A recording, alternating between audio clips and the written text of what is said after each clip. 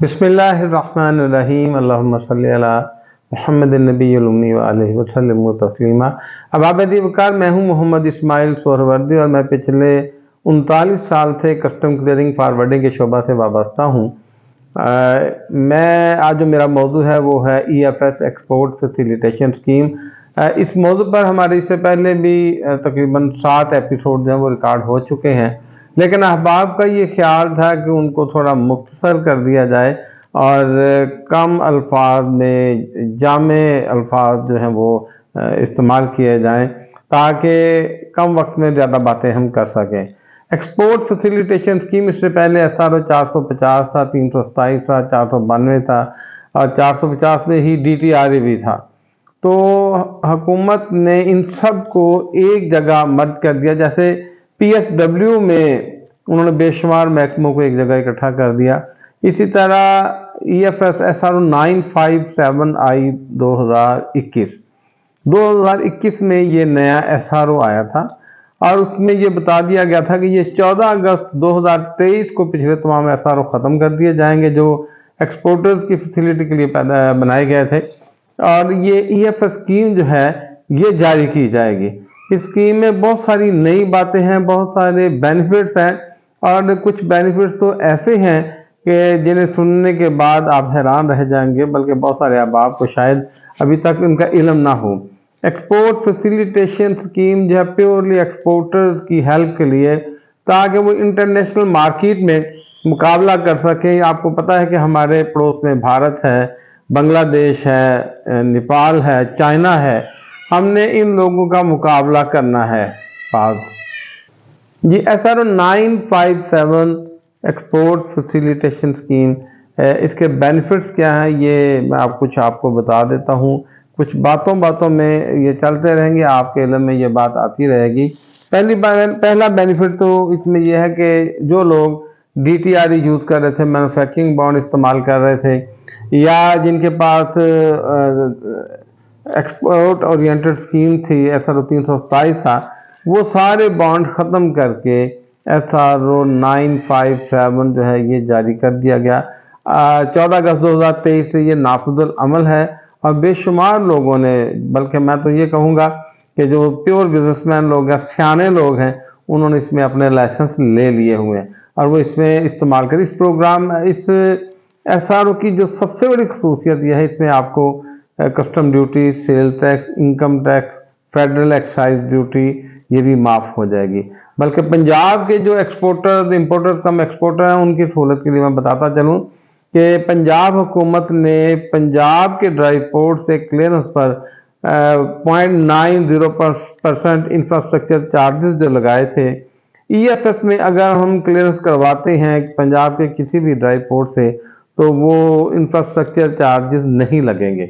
اور اس کے علاوہ اس میں جو ایک میجر بینیفٹ ہے جس کی وجہ سے بہت زیادہ لوگ اس کی طرف بڑی تیزی سے مائل ہو رہے ہیں، وہ یہ ہے کہ پہلے ہم لوکل مارکیٹ سے جب کوئی چیز پرچیز کرتے تھے تو اس میں ہم سیل ٹیکس پے کرتے تھے، سیل ٹیکس کی انوائس ہمیں ملتی تھی اور پھر ہم ریفنڈ کلیم کرتے تھے۔ اس سے کیا ہوتا تھا کہ امپورٹر کم ایکسپورٹرز کا کروڑوں روپیہ جو تھا وہ سیل ٹیکس میں بلاک ہو جاتا تھا۔ رام والا سیل ٹیکس میں بھی ایک پروسیجر، سرٹن پروسیجر کے بعد ریفنڈ ہوتا ہے، تو وہ اس ریفنڈ کی جو ایک خجل خواری تھی وہ علیحدہ تھی، اور پیمنٹ جو بلاک ہو جاتی تھی وہ کافی نقصان کرتی تھی۔ کیپٹل جو ہے وہ بلاک ہو جائے تو پھر بزنس کیسے کرنا ہوتا ہے۔ اس SRO میں آپ کو یہ سہولت دی گئی ہے، اگر آپ اس SRO کے تحت لائسنس لینے کے بعد لوکل پرچیز کرتے ہیں تو اس میں آپ کو سیل ٹیکس 0 ریٹڈ ہو جائے گا۔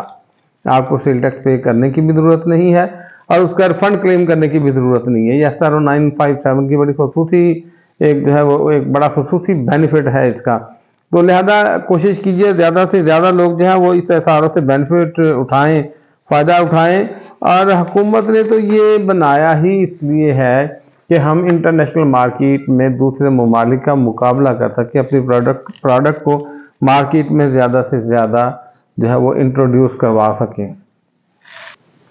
اس SRO میں جو کچھ نئی چیزیں انٹروڈیوس کروائی گئی ہیں بہت ہی زبردست ہیں، اور میں سمجھتا ہوں کہ ہماری ملک کی اکانومی کو دیکھتے ہوئے ان کی بڑی اشد ضرورت تھی۔ किया ये गया है कि एक्सपोर्टर्स को कैटेगरी वाइज तकसीम कर दिया गया है। कुछ ए कैटेगरी में जाएंगे, कुछ बी में जाएंगे, बी वाले जो है B1 और B2 में जाएंगे, फिर कुछ सी में जाएंगे, सी वाले C1 C2 में जाएंगे, फिर उससे आगे 2 कैटेगरी और हैं। तो लिहाजा ये बड़ा ज़बरदस्त काम किया गया कि इनकी कैटेगरी बना देगी। कैटेगरी का फ़ायदा कि ये होगा कि जो अच्छी एक्सपोर्ट करते हैं और जो नए एक्सपोर्टर हैं, इनके दरमियान सहूलतों का थोड़ा सा फ़र्क रखा गया है। फॉर एग्जांपल, अगर कोई कैटेगरी ए में जाता है तो उसको जस्ट एक इंडemnity बॉन्ड और पोस्ट डेटेड चेक जो है वो बतौर सिक्योरिटी देना होगा, और वो देने के बाद वो अपनी क्लियरेंस करवा सकते हैं, वो ए कैटेगरी में जाएंगे। अच्छा, इसमें ये भी एक बेनिफिट दिया गया, पहले हर साल ऑडिट होता था और यूटिलाइजेशन पीरियड जो था वो बहुत कम रखा गया था। इसमें कैटेगरी वाइज वो भी बढ़ा दिया गया है। अच्छा, फिर एक बहुत एक खला था कि एक तरफ 100% एक्सपोर्ट करने वाले लोग थे, दूसरी तरफ वो लोग थे जो अभी एक्सपोर्ट शुरू कर रहे हैं, तो दोनों को सहूलतें एक जैसी दी जा रही थी। और उसमें ये डिसएडवांटेज होता था कि जो नए एक्सपोर्टर थे उनमें से बहुत सारे ऐसे भी थे जो बेनिफिट लेने के बाद नज़र नहीं आते थे, एक्सपोर्ट नहीं करते थे। तो इस लीकेज को रोकने के लिए कैटेगरी बनाई गई। लामहला जो ज़्यादा मेहनत करता है, जो ज़्यादा जिसका बिजनेस है, जो ज़्यादा एक्सपोर्ट करता है, उसको ज़्यादा सहूलतें मिलनी चाहिए। और जो अभी नया है, तो याद रखिए, बात तो सच है, मगर बात है रुसवाई की कि जो नए होते हैं उनको थोड़ा सा परखना भी होता है कि ये मार्केट में सरवाइव करेंगे या नहीं करेंगे, इंपोर्ट करने के बाद उस माल को एक्सपोर्ट करेंगे या नहीं करेंगे। इस वजह से इनकी सिक्योरिटी भी जो है वो थोड़ी डिफरेंट रखी गई है। और फिर इसमें जो एडवांटेज दिया गया है वो ये कि यूटिलाइजेशन पीरियड मैंने अर्ज की वो बढ़ा दिया गया है।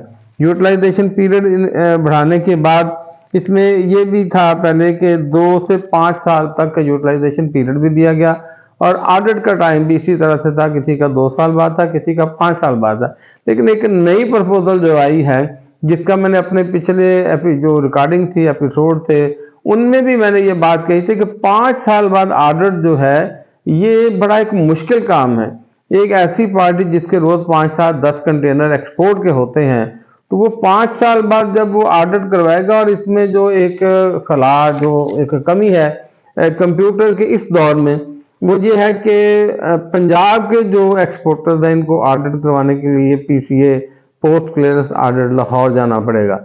अब जिस बंदे के 5-10 कंटेनर रोजाना एक्सपोर्ट हो रहे हैं, 5 साल बाद उसका रिकॉर्ड इतना होगा कि वो किसी बड़े ट्रक में लेकर जाना पड़ेगा, और फिर वहाँ जहाँ जाना है वहाँ उसको उतारना, चढ़ाना, उसको संभालना, उसका ऑडिट कराना, ये बड़ा टफ जॉब था।